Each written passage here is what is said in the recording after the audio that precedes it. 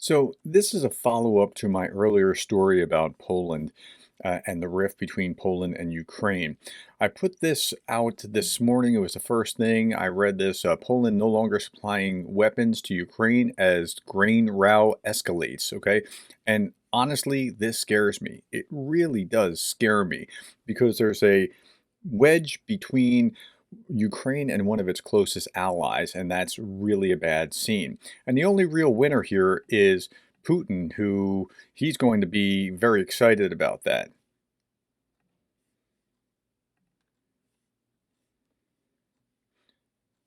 And the only real winner here is Vladimir Putin, who will be very excited about that. Okay, so this morning after I put this out, I got this email from Christopher, and I'm withholding Christopher's name because I don't know that he wants it to be released, and so I cut and pasted this into Word. English is not my mother tongue. In Scandinavia, we're fully convinced that Poland did not mix arms delivery with grain deliveries. Now, it looks like these things were connected from the outside looking in. Poland has run out of Soviet weapons they sent to the Ukrainian front. They will continue to deliver according to the existing agreements. Russian media is trying to influence the situation as if Poland and the West stop delivering weapons. And even in connection with the grain agreement, this is completely untrue.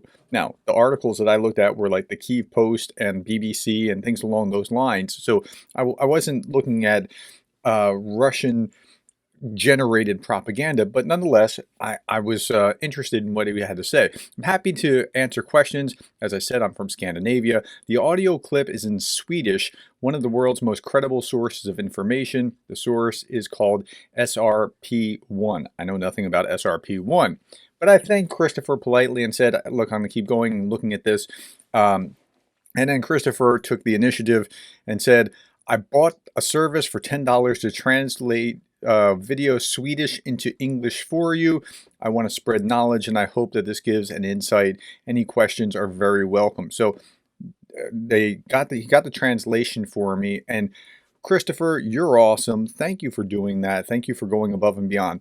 The rest of the audience, if you know about free translation services so Christopher doesn't have to do this kind of thing again, could you put it in the comments below? Because, I mean, I don't want him to be spending his money on something like that, but I do appreciate what he provided to me so that we could get through this. Okay, so that was a follow-up to this particular video about the rift between Poland and Ukraine. So let's look at a translation, and here's what you see. I'm going to move this over just a little bit and enlarge it.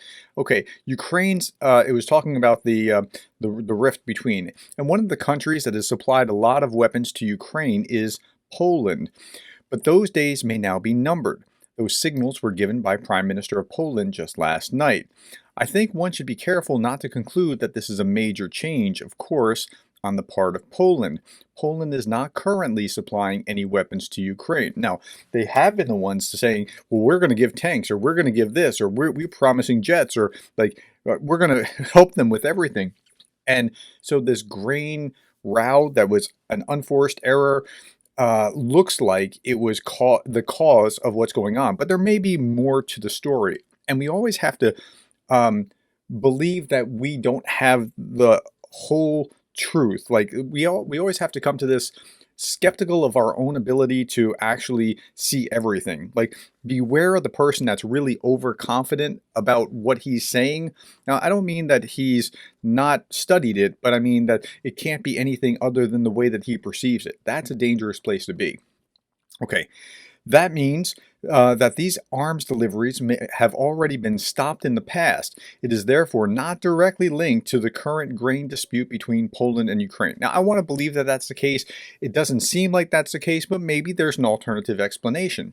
The Polish government also says this morning that it will continue to supply arms in accordance with the agreements. Poland is one of the biggest arms suppliers to Ukraine in this war, and that's why this is kind of nerve-wracking.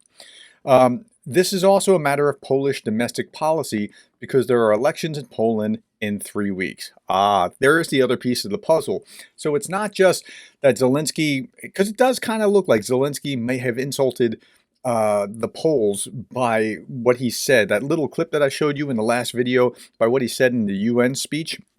It might have been insulting, but there's something more going on. So this other video that I put out today was Mr. Zelenskyy Goes to Washington, and you see the same kind of dynamics playing out there, where Kevin McCarthy was talking about, well, you know, Zelenskyy and this money, we got to talk about the accountability or whatever else. Or why is McCarthy not having him speak before Congress or a group and just meeting with him privately? Because the same kind of party politics things going on in the United States are actually also taking place in Poland. So we have to understand, and there's a constituency there that politicians need to listen to because it's a democracy, and so you have to pay attention. Okay, this is a matter of Polish domestic policy because there are elections in Poland in 3 weeks. The election campaign is fierce, and the ruling Law and Justice Party is leaking a lot of voters to far-right parties who think that Poland is too generous and too soft on Ukraine. Okay, so it's a very similar dynamic to what's happening in the United States, so now we have to see what's going to happen and how that's going to play out. So the government has a need to send strong signals inward to its voters that it actually puts Poland first. Nothing wrong with putting Poland first. Actually, you should be doing that. That's your country. As I said in the other video, what we want is for our interests to align in such a way where we can actually work together in a meaningful way. Not that you're going to do Ukraine's bidding, Poland, but that we are going to find places where there's commonality and agreement where we can work together. Okay, Poland is furious over several critical statements made by President Zelenskyy recently, and I showed those earlier. So it's not impossible that the Prime Minister of Poland also wants to remind Kyiv that there are limits to Poland's friendship. And really, Poland has been in Ukraine's corner since the very beginning and has taken in a huge number of refugees and just been awesome. Okay, but in sensitive domestic matters, such as the importation of this cheap Ukrainian grain, the Polish government has nevertheless sided with its own farmers, as it should, in the sense that it's supposed to take care of its own country before it's doing something else. It's like in the airplane, if the airplane's going down, you put on your own mask first before you help your neighbor. Same kind of thing. And so they need to work through how are they going to make sure their own farmers aren't hurt while they're equipping the Ukrainians. Okay, which is also a priority that has to do with the upcoming election.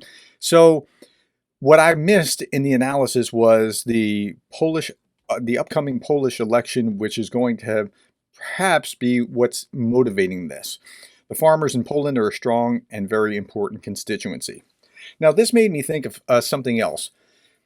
Because of the timing and because the remarks were just the other day in the UN, and the Prime Minister did say something, or whether it was the Prime Minister or some other official did say something that related to the remarks, it does seem like these things were related. But you know what, we can be fooled by these kind of things. In one of my classes, my organizational change class, we talk about the fifth discipline, and we use this book. And don't buy the book. It's very. My graduate students find it difficult. But some of the concepts are things like that. Causes and effects aren't necessarily connected very closely in time and space. There can be an action that leads to a consequence, and it doesn't. And you can't see because how much time it took that this was caused by this, but it is. And there can be a gap. And here we're tricked by the opposite. We're tricked by how close they are together that we think that this caused that, where it may not be the case. So there's something more going on, and I find it somewhat comforting that something more is going on, just like I'm really not worried about what's going on here, because I think that the partisan political thing is okay. There's going to be plenty of room for them to get through what they need to get through. There's going to be enough of a majority so that Zelenskyy will get the munitions that he needs. So I'm not terribly worried about that. But what we don't want to do is have a wedge where Putin wins. And that's the thing that scares me, is not so much the dynamics of what happened here, but that it could happen. And if it could happen here, he's got to be thinking, how can we replicate this again? Okay, that's all that I want to say. Thank you for your time. Thank you for your attention, the likes, the shares, the subscribes, the coffees, and thank you for being the kind of person that cares about Ukraine.